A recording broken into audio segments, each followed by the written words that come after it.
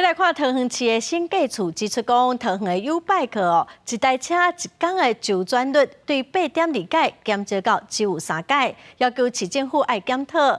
交通局是回应指出讲，年底会执行 U-Bike 2.0的升级计划，买来针对使用率较低 U-Bike 站来减少车辆。民众骑 U-Bike 底停大埔也有人骑的运动。桃园2015年起推动为期7年的公共自轮车服务计划，总建制经费6亿4802万。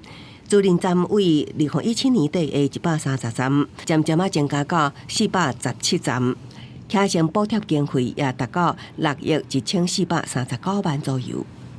现在 U-Bike 还蛮方便的啦，而且到处都有，就可以点跟点就不用走路。当然很方便啦，这个很多点啊，你可以骑过去，停在那边就好了，不必再骑回来。放学的时候，因为学校人很多啊，大家很多人都骑过来的啊，有时候要排队啊，被借完就只能走路回家。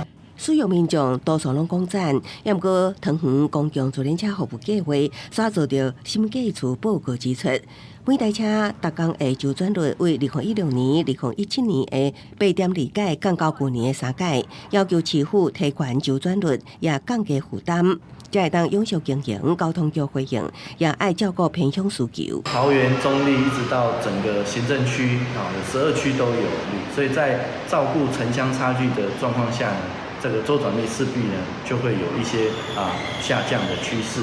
交通局表示，今年底就会开始执行 U-Bike 1.0版升级到2.0版工程，预计2年来完成。过程中也会针对效益较低的自轮站进行检讨，减少车条，来提升整体周转率。未来也会继续扩增自轮站到750站，让 U-Bike 更加便民。另外，在无问题升级2.0版的时，也会要求厂商支付返利金。记者综合报道。